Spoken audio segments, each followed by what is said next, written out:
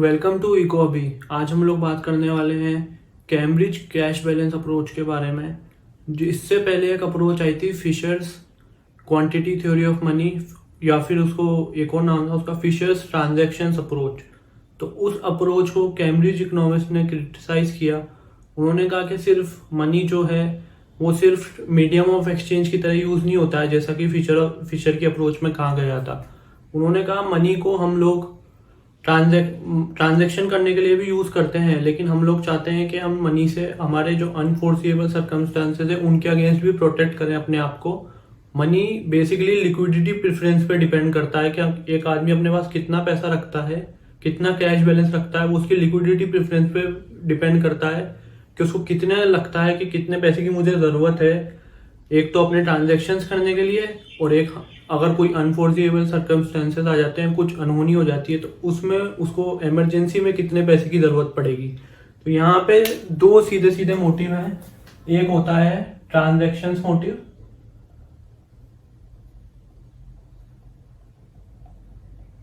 और दूसरा मोटिव है प्रिकॉशनरी मोटिव।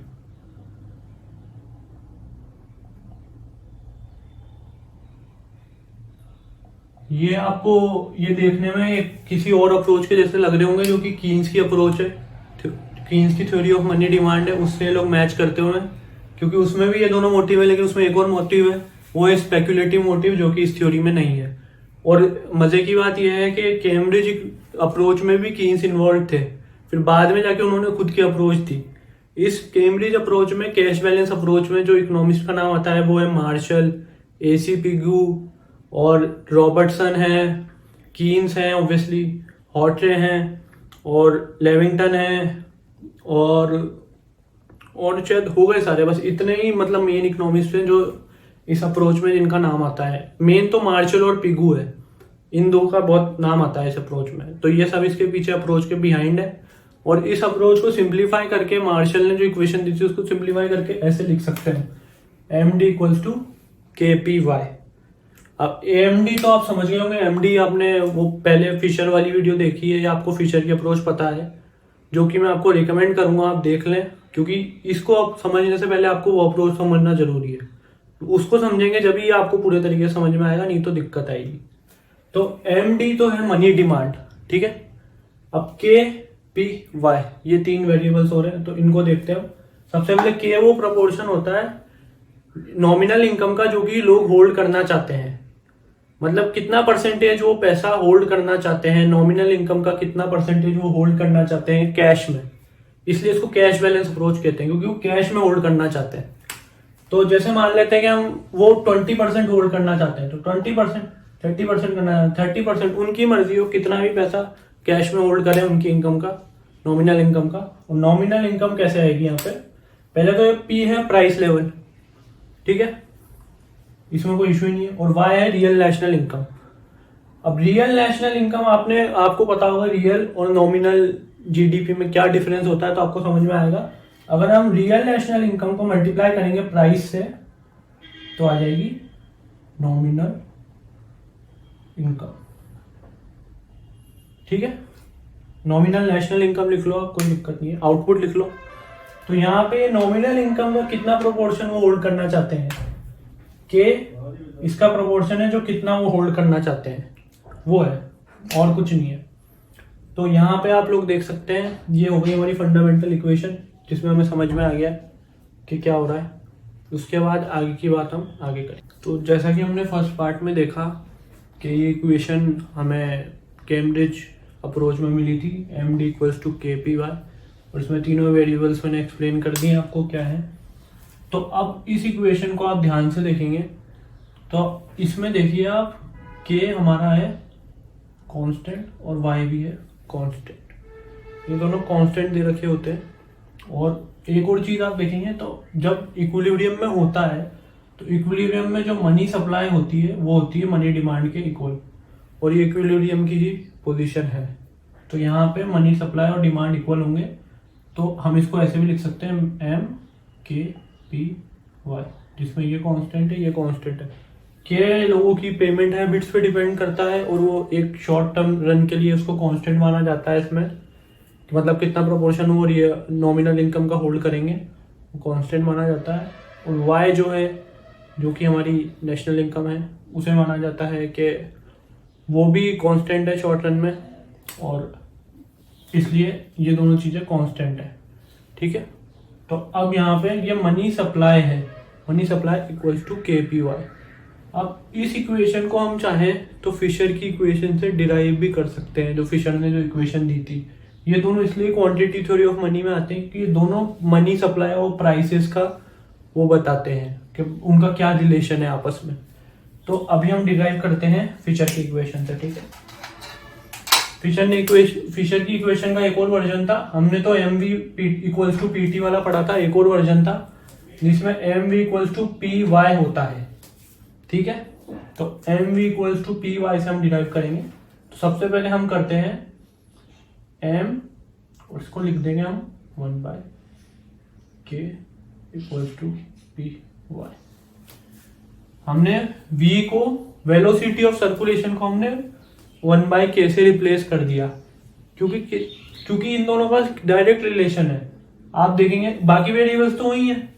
अब इसमें क्या है, V इक्वल्स टू 1/K होता है। क्यों होता है? क्योंकि जैसे ही ये पैसा जो लोग अपने पास होल्ड करते हैं, जो कि जितना कैश वो होल्ड करते हैं अपने हाथों में, वो जैसे ही वो लोग बढ़ाएंगे तो ये वेलोसिटी कम हो जाएगी। क्यों कम हो जाएगी? क्योंकि लोग, वेलोसिटी ऑफ सर्कुलेशन क्या है, कितनी स्पीड से पैसा रोटेट हो रहा है इकोनॉमी में।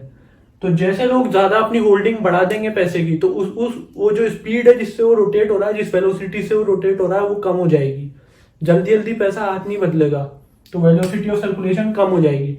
तो इसलिए इसको 1/K इक्वल्स टू V है, ये होता है। और ये दोनों इक्विलिब्रियम की बातें, ये इसलिए इससे डिराइव हुआ है। तो हम इसको चाहें तो हम इसको K को उधर भी भेज सकते हैं। तो क्या हो गया, KPY, या तो भाई इक्वेशन। अब इसको M, हम जानते ही मनी सप्लाई उसके इक्वल होती है, तो MD लिख दो, MD इक्वल्स टू KPY। ये आ गई कैम्ब्रिज की इक्वेशन। लेकिन यहाँ पे दो डिफरेंसेस है। कैम्ब्रिज वालों ने K पे फोकस करा है, कितना पैसा वो होल्ड करना चाहते हैं, कितना प्रोपोर्शन वो पैसा, लोगों की चॉइस पे फोकस करा है, how much they want to hold, इस पे फोकस करा है, ना कि उनको ट्रांजेक्शन करने के लिए कितने पैसे की जरूरत है, उस पर फोकस करा है। और इस इक्वेशन में हमने K को कांस्टेंट माना है, Y को कांस्टेंट माना है, K को कांस्टेंट माना है, Y को कांस्टेंट माना है, जो कि हमने पहले एक्सप्लेन करा है। तो यहाँ पे क्या होगा, जैसे ही हम मनी सप्लाई को बढ़ाएंगे तो क्या होना चाहिए, ध्यान से देखिए, K कांस्टेंट है, Y कांस्टेंट है, और इधर मनी सप्लाई बढ़ गई तो प्राइसेस बढ़ेंगी सेम प्रोपोर्शन में। अगर इसमें 100% चेंज आया, प्राइसेस में भी 100% चेंज आएगा। और यही क्वांटिटेटिव थ्योरी ऑफ मनी हमें बताता है कि प्रोपोर्शनेट चेंज आता है। मनी सप्लाई अगर बढ़ाते हैं तो प्राइसेस में प्रोपोर्शनेट चेंज आता है। मनी सप्लाई यहाँ पे इंडिपेंडेंट फैक्टर है, एक्सोजीनियस फैक्टर है, और प्राइस डिपेंडेंट फैक्टर है। ठीक है, वो आपने थोड़ा स्टैट्स में देखा होगा, तो उससे रिलेटेड करके बताया मैंने आपको। तो यही इसका कंक्लूजन है। बस यहाँ पे डिफरेंस ये है कि इन्होंने एक और मोटिव डाला है, इन्होंने प्रिकॉशनरी मोटिव भी डाला है ट्रांजैक्शन मोटिव की जगह।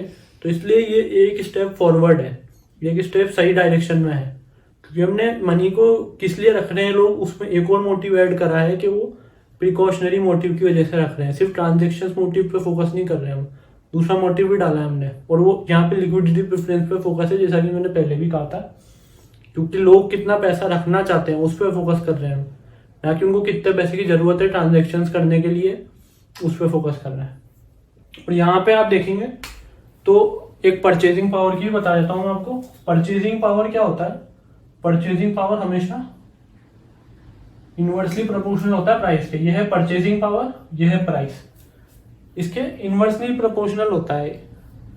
मतलब जैसे ही प्राइस बढ़ेगी तो परचेजिंग पावर कम हो जाएगी। क्यों हो जाएगी? क्योंकि मान लेते हैं मेरे पास है 100 रुपये, ठीक है। अब जैसे ही प्राइसेस बढ़ी, पहले मैं 100 रुपये से 5 कोल्ड ड्रिंक की बोतल खरीद सकता था, ठीक है। 5 कोल्ड ड्रिंक में 100 रुपये से पहले खरीद सकता था, लेकिन अब प्राइसेस बढ़ चुकी हैं, अब मैं 4 ही खरीद पा रहा हूं, तो मेरी परचेजिंग पावर कम हो गई ना। 100 रुपये तो उतने ही रहे मेरे पास, लेकिन परचेजिंग पावर नीचे चली गई क्योंकि प्राइसेस ऊपर गई हैं। तो ये बहुत ही लॉजिकल बात है और इसको समझना कोई इतना डिफिकल्ट नहीं है। अब यहाँ पे मैं आपको बताता हूँ कि कैसे परचेजिंग पावर का क्या लेना देना है इससे और परचेजिंग पावर पे कैसे असर पड़ेगा। तो हम यहाँ पे पहले प्राइस की इक्वेशन निकालते हैं, इस इक्वेशन से निकालेंगे, ठीक है। अब यहाँ पे हम प्राइस ले लेंगे, प्राइस इक्वल्स टू, तो प्राइस इक्वल्स टू आएगा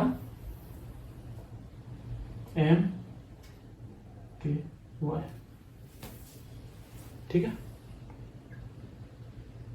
इस इक्वेशन से आप निकालेंगे तो ये आ जाएगा प्राइस इक्वल्स टू एम के वाई, मतलब प्राइस मनी सप्लाई के प्रोपोर्शनल है, जो कि हमने देखा के और वाई कांस्टेंट है लेकिन इनके वो इनवर्सली प्रोपोर्शनल है, ठीक है।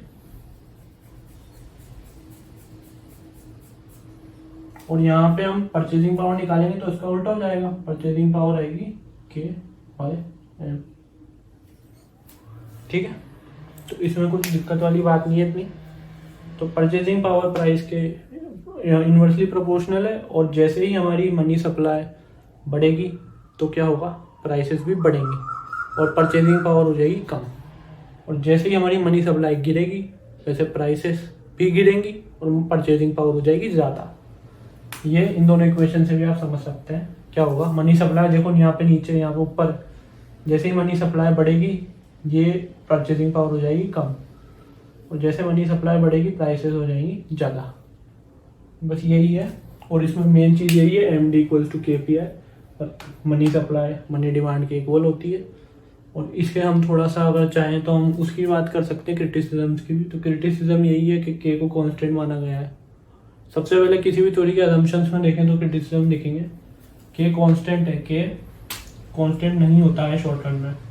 कितना लोग प्रोपोर्शन पैसा होल्ड करना चाहते हैं, कांस्टेंट नहीं होता है। वाई भी कांस्टेंट नहीं होता है, ये दोनों चीज़ें कांस्टेंट नहीं होती है। यहाँ पे इंटरेस्ट रेट की कोई बात ही नहीं हुई। फिर से उस थ्योरी में मैंने कहा था कि इंटरेस्ट रेट की बात होनी चाहिए क्योंकि इंटरेस्ट रेट बहुत मेजर फैक्टर है, उसकी बात इसमें भी नहीं करी, उसमें भी नहीं करी, तो वो बहुत बड़ा ड्रॉबैक है।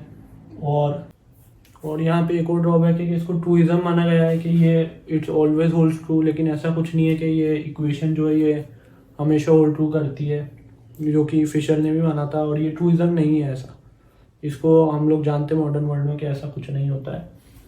और इसमें मतलब ड्रॉबैक्स आप चाहें तो पढ़ सकते हैं, क्रिटिसिज्म्स, और आपको अगर ये पार्ट समझ में आ गया है कि क्या है, कैसे डिराइव हुआ, क्या इसका लॉजिक है, किस किस उसमें मोटिव के लिए यूज़ हो रहे हैं, तो ऐसा कोई डिफिकल्ट नहीं है ड्रॉबैक समझना आपके लिए। आप एक बार पढ़ लेंगे आपको समझ में आ जाएगा।